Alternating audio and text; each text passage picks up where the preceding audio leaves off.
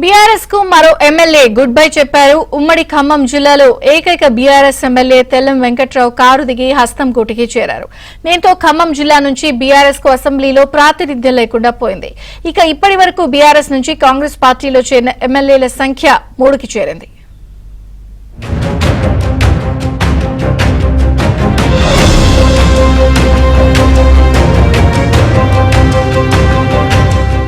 లోక్సభ ఎన్నికల గడువు సమీపిస్తున్న వేళ బీఆర్ఎస్ పార్టీకి మరో ఎదురు దెబ్బ తగిలింది. ఉమ్మడి ఖమ్మం జిల్లాలో బీఆర్ఎస్ నుంచి గెలిచిన ఏకైక ఎమ్మెల్యే తెల్లం వెంకట్రావు ఆ పార్టీని వీడి కాంగ్రెస్ లో చేరారు. సీఎం రేవంత్ రెడ్డి సమక్షంలో మంత్రి పొంగులేటి శ్రీనివాసరెడ్డి తెల్లం వెంకట్రావుకు కండువా కప్పి హస్తం పార్టీలోకి ఆహ్వానించారు. తెల్లంతో పాటు ఆయన సహచరులు కూడా కాంగ్రెస్ పార్టీలో చేరారు. నిజానికి భద్రాచలం ఎమ్మెల్యే తెల్లం వెంకట్రావు 2023 అసెంబ్లీ ఎన్నికల ముందు పొంగులేటి శ్రీనివాసరెడ్డి వెంట కాంగ్రెస్ పార్టీలో చేరారు. కానీ అక్కడ టికెట్ దక్కకపోవడంతో తిరిగి బీఆర్ఎస్ లో చేరి భద్రాచలం నుంచి పోటీ చేశారు. తెల్లం వెంకట్రావు 5719 ఓట్ల మెజారిటీతో గెలుపొందారు.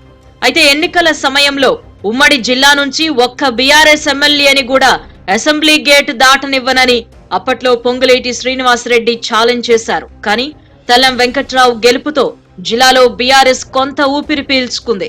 కానీ ఇప్పుడు ఆయన కూడా కాంగ్రెస్ పార్టీలో చేరడంతో ఖమ్మం జిల్లా నుంచి బీఆర్ఎస్ కు ప్రాతినిధ్యం లేకుండా పోయింది.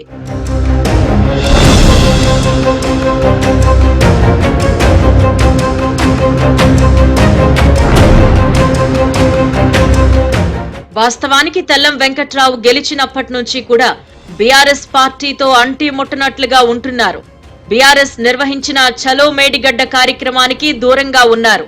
పార్లమెంట్ ఎన్నికల సన్నద్ధత సమావేశాలకు సైతం ఆయన హాజరు కాలేదు. అసెంబ్లీ ఎన్నికల్లో గెలిచిన తరువాత మంత్రి పొంగులేటి శ్రీనివాసరెడ్డితో కలిసి వెళ్లి సీఎం రేవంత్ రెడ్డితో భేటీ అయ్యారు. అప్పటి నుంచే ఆయన కాంగ్రెస్ పార్టీకి దగ్గరవుతూ వచ్చారు. ఇటీవల భద్రాచలం, మణుగూరులో నిర్వహించిన సభల్లో ముఖ్యమంత్రి రేవంత్ రెడ్డి ప్రసంగిస్తూ ఎమ్మెల్యే తెల్లం వెంకట్రావు తమతో కలిసి నడుస్తాడు అని తెలిపారు. అప్పుడే ఆయన కాంగ్రెస్ లో చేరడంపై క్లారిటీ వచ్చేసింది. ఉమ్మడి ఖమ్మం జిల్లాలో మొదటి నుంచి గులాబీ పార్టీకి కలిసి రావడం లేదు. 2014 ఎన్నికల్లో కూడా కేవలం ఒకే ఒక్క స్థానంలో బీఆర్ఎస్ గెలిచింది.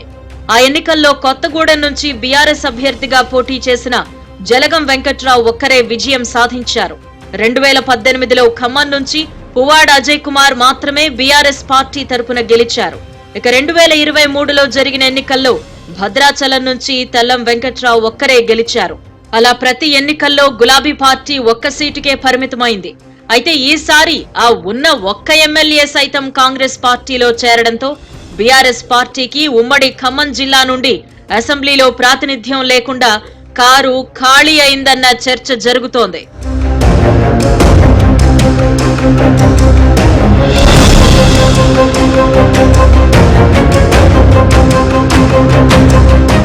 ఇరవై 25 మంది బీఆర్ఎస్ ఎమ్మెల్యేలు కాంగ్రెస్ పార్టీలో చేరేందుకు సిద్ధంగా ఉన్నారు అని మంత్రులు పదే పదే చెబుతున్నారు.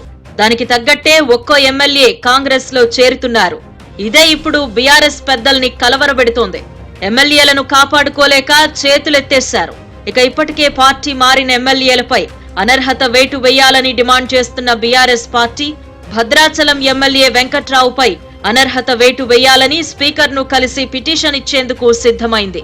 మరి ఉమ్మడి ఖమ్మం జిల్లాలో మొదటి నుంచి సంస్థాగతంగా బలహీనంగా ఉన్న బీఆర్ఎస్ పార్టీ ఇప్పుడు జిల్లాలో ఉన్న ఏకైక ఎమ్మెల్యే పార్టీ మారడంతో మున్ముందు ఉమ్మడి ఖమ్మం జిల్లాలో పార్టీ నిర్మాణం కష్టమేనన్న వాదనలు వినిపిస్తున్నాయి.